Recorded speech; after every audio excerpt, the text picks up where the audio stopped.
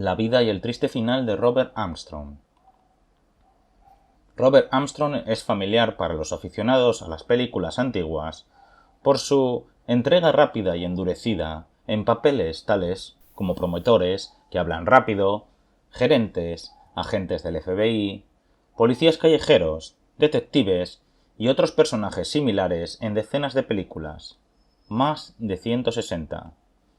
Muchos personajes en Warner Brothers, donde formó parte de la llamada Warner Brothers Stock Company, que estaba formada por los actores como James Cagney, Pat O'Brien, Frank McHugh, Alan Hale y Humphrey Bogart, entre otros.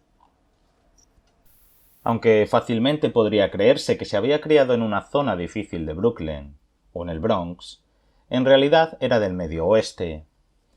Nació en Saginaw, Michigan, en 1890, y su padre era propietario de una pequeña y rentable flotilla de barcos para usar en el lago Michigan. Sin embargo, al escuchar el canto de sirena de los campos de oro en la Alaska de fines del siglo XIX, empacó a la familia y se dirigió al oeste.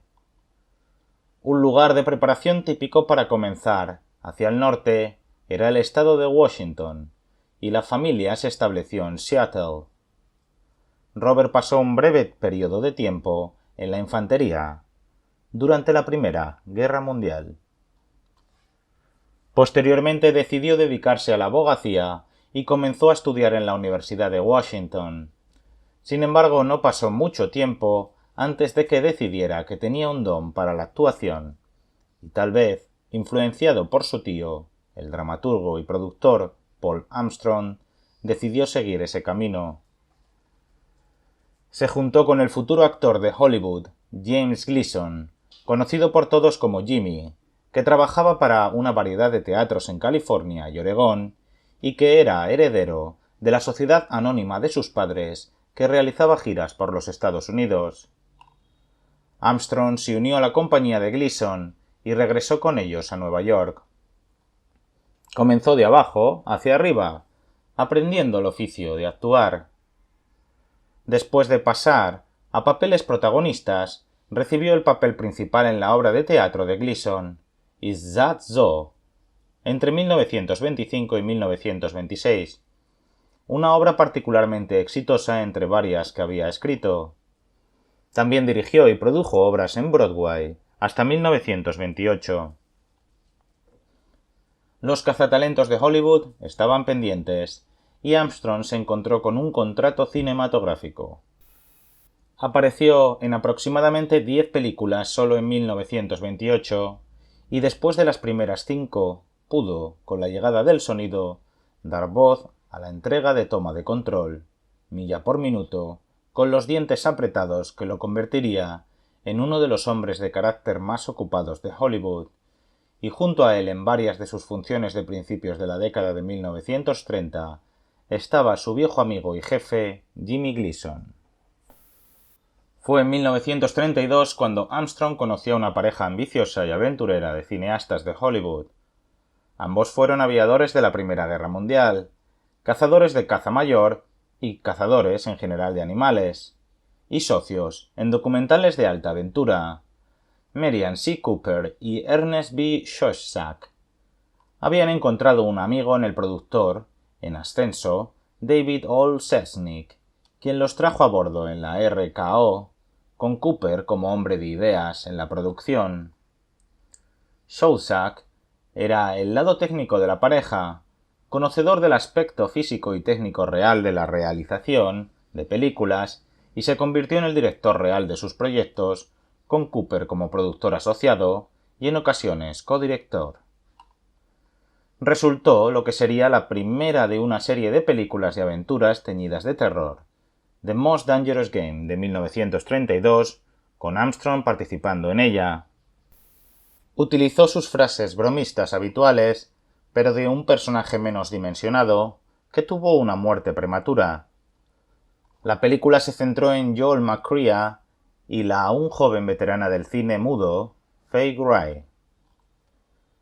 Cooper vio mucho de sí mismo en la personalidad general de Armstrong, y lo quería para una película que había querido hacer durante bastantes años, una historia de aventuras que trataba sobre las historias que había escuchado durante sus años haciendo películas en selvas de todo el mundo, simios gigantes y viciosos. La película resultante, King Kong de 1933, pondría a Armstrong en el centro del escenario como el gran promotor Carl Denham, muy parecido al propio Cooper. La película también inició a la coprotagonista Fay Wright en el camino al estrellato.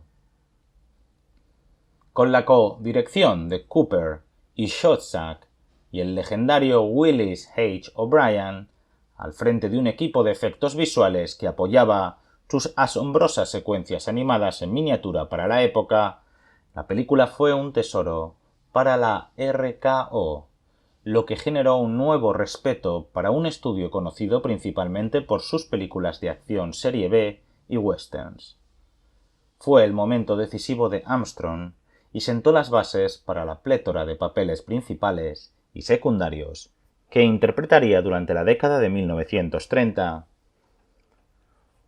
Una secuela, The Son of Kong de 1933, siguió casi de inmediato con el mismo equipo de producción, y aunque no logró la aclamación de la crítica o de la taquilla como su predecesora, mostró otra fortaleza de Armstrong, un gran sentido de la sincronización cómica que había sido evidente, pero no realmente negociado en películas anteriores. El equipo Cooper-Shostak consiguió una película más para 1933, con Armstrong como un protagonista romántico poco común. En Blind Adventure de 1933 se relata una historia de aventuras de ritmo rápido, pero a menudo desigual. Finalmente Cooper, con los gorilas todavía en su mente, volvió a llamar a Armstrong para su Mighty Joe Young de 1949, que hizo a mitad de camino en su asociación con su socio John Ford en su empresa Argosy Pictures bajo el ala de RKO. Armstrong fue nuevamente una reencarnación de Carl Denham como Max O'Hara, un promotor de habla rápida que buscaba una sensación en Darkest Africa.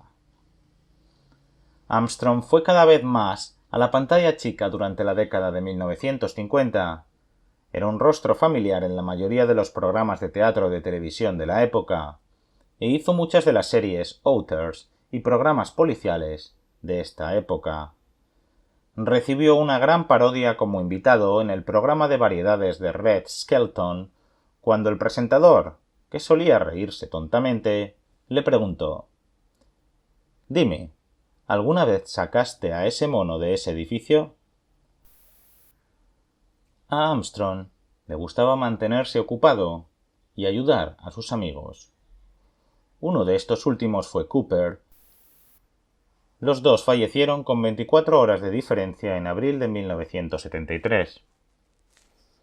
Muchas gracias por escuchar la historia de la vida de Robert Armstrong.